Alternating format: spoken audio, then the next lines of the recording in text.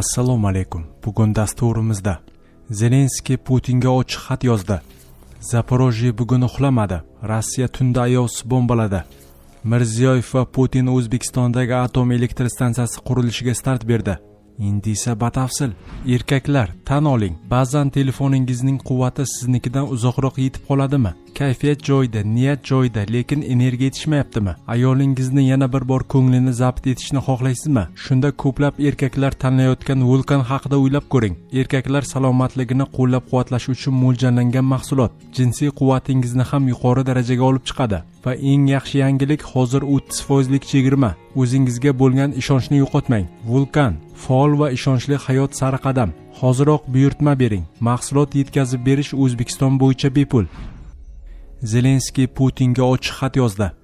Ukraina prezidenti Vladimir Zelenskiy 4-iyun kuni Rossiya prezidenti Vladimir Putinga ochiq xat yozdi.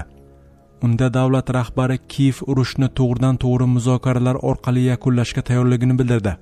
Bu haqda Ukraina prezidentining rasmiy saytida e'lon qilindi. Zelenskiy qayd etishicha, tomonlar o'rtasidagi ehtimoliy uchrashuv Moskva yoki Kiyevda bo'lib o'tishi shart emas. Urush va tinchlik masalalarida an'anaviy ravishda diplomatik tashabbus ko'rsatadigan davlatlar muzokaralar maydoni sifatida ko'rib chiqilishi mumkin. Bular qatoriga Shveysariya, Turkiya yoki ayrim arab davlatlari kiradi. Hozirgi front chizig'i diplomatik jarayon boshlanishi kerak bo'lgan boshlang'ich nuqtadir, deb ta'kidladi prezident. Uning so'zlariga ko'ra, Ukraina muzokaralar davomida o't ochishni butunlay to'xtatishga tayyor. Shuningdek, u asirlarni barchaga tamoyili bo'yicha almashishga rozi.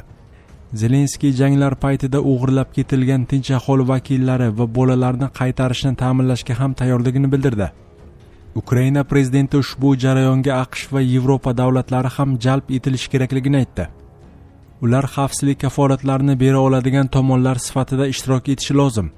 Ukraina yetakchisi hatto Rossiyaning frontda jiddiy yo'qotishlarga uchrayotganini eslatib o'tdi. Uning yozishicha, bularning 63%ni halok bo'lganlar, 37%ni esa yaradorlar tashkil etadi. Rossiya Donetsk viloyatini egallash muddatlarini doimiy ravishda ortga surmoqda. Rossiyaliklar o'rtasida esa Ukrainaning dron va raketa hujumlaridan norozilik kuchaymoqda. Shuningdek, benzin tanqisligi, doimiy taqiqlar va safarbarlikning ikkinchi to'lqinini tashkil etish rejalari ham norozilikka sabab bo'lyapti. Zelenskiy Ukraina urushni Rossiya hududiga ko'chirishga ulgurganini ham qayd etdi. Ukrainadan keng ko'lamli qarshilikni kutmagan edingiz. Hammasi bu darajaga yetishini taxmin qilmagandingiz. Lekin hammamiz shu yerdamiz. Keng ko'lamli to'qnashuvning 5 yilidamiz. Urushdan chiqishga qo'rqmang. Hozir sizdan talab qilinadigan asosiy narsa shu. Ukraina o'z mustaqilligini saqlab qoladi va saqlab qolgan. Har qanday bashoratlarga qaramay, deb yozdi Zelenskiy. Ukraina prezidentining yozishicha, razvedka ma'lumotlariga ko'ra Putin 2027-2028 yillar uchun urush rejalarini ko'rib chiqmoqda. U Belarusni urushga yanada ko'proq jalb qilmoqchi. Zelenskiy Putinga uchrashishni va buning uchun aniq sanani belgilashni taklif qildi. Biz ukrainaliklar va rossiyaliklarning barcha kelgusi avlodlari uchun kelajak qanday bo'lishini aniqlab olishimiz kerak. Agar siz shaxsan bu urushni tugatish vaqti kelgani haqidagi fikrga kelmasangiz, Ukraina o'z mavjudligi uchun kurashni davom ettiradi. Bizni qo'llab-quvvatlaydiganlar topiladi. Ammo siz ham Rossiyaning emas, balki o'z mavjudligingiz uchun ancha qattiqroq kurashishingizga to'g'ri keladi. Bu esa mening yoki Ukrainaning tahdidi emas. Bular siz yaxshi biladigan Rossiya tarixining faktlaridir. Rossiya charchaganida o'zgarishlar yuz beradi. Biz bunday charchoq ustida ishlay olamiz. Siz o'z urushingizni to'xtatishingiz mumkin. Bu urush hayotdan olib ketgan barchaning xotirasi mangu bo'lsin.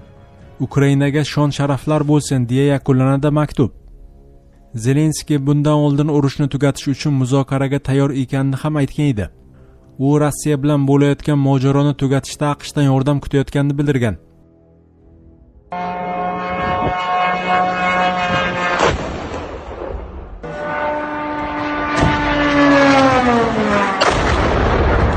Zaporojye bugun uxlamadi. Rossiya tunda ayovsiz bombaladi.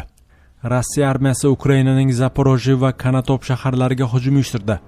Hujumlar oqibatida kamida 2 kishi halok bo'ldi. O'nlab fuqarolar jarohat oldi. Turar joy binolari va fuqarolik infratuzilmasiga zarar yetdi.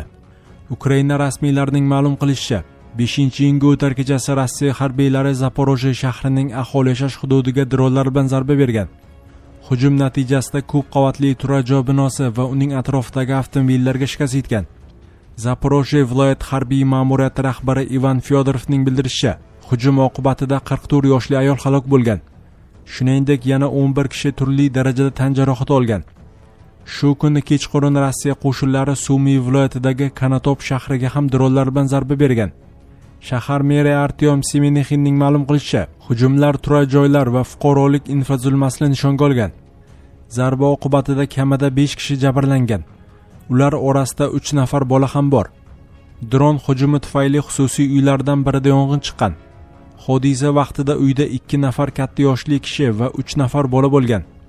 Mahalliy hokimiyat ma'lumotiga ko'ra, jabrlangan bolalar hamda ularning onasi shifoxonaga o'tkazilgan.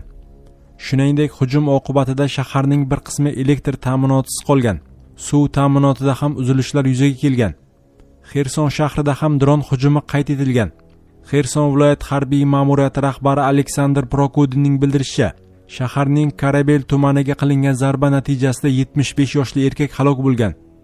Ukraina rasmiylari hujumlar fuqarolik obyektlari va aholi yashash hududlariga qarshi amalga oshirilganini ta'kidlamoqda. Mirziyoyev va Putin O'zbekistondagi atom elektr stansiyasi qurilishiga start berdi. 4-iyun kuni O'zbekiston Respublikasi Prezidenti Shavkat Mirziyoyev amaliy tashrif bilan Sankt-Peterburg shahriga bordi.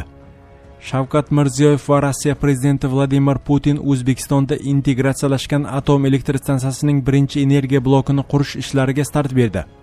Prezident matbuot xizmatining xabar qilishicha, marosimda teleko'prik orqali Xalqaro atom energiyasi agentligi bosh direktori Rafael Grossi ham ishtirok etdi.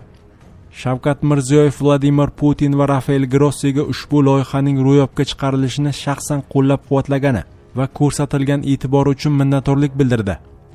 Mamlakatda birinchi atom elektr stansiyasini barpo etishda ishtirok etayotgan O'zbekiston va Rossiya mutaxassislariga birgalikdagi sa'y-harakatlar va yuksak professionallik uchun alohida tashakkur aytildi. Mazkur loyihaning amalga oshirilishi O'zbekistonning texnologik, industrial va ilmiy tadqiqotida yangi bosqichni boshlab berib, yangi tarmoq atom energetikasini rivojlantirish uchun asos yaratish qayd etildi. Loyiha kichik modulli atom generatsiyasi hamda yirik hajmli energetika sohasidagi eng so'nggi yutuqlarni o'zida mujassam etgan.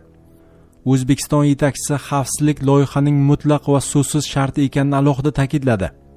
Stansiyani qurish va uni ekspluatatsiyaga tayyorlash ishlari eng zamonaviy xalqaro standartlar, ilg'or muhandislik yechimlari asosida hamda Xalqaro atom energiyasi agentligining doimiy nazorati ostida bajarilmoqda. Ushbu ulkan loyihaning amalga oshirilishi va uning natijalari O'zbekiston-Rossiya keng qamrovli strategik sheriklik va ittifoqchilik munosabatlarini yanada mustahkamlashga xizmat qilishiga ishonch bildirildi.